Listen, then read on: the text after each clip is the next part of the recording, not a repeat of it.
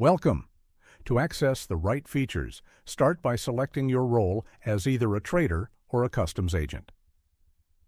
While this tutorial uses the trader role, from the dashboard, go to Regularity Compliances. You'll see 12 different options.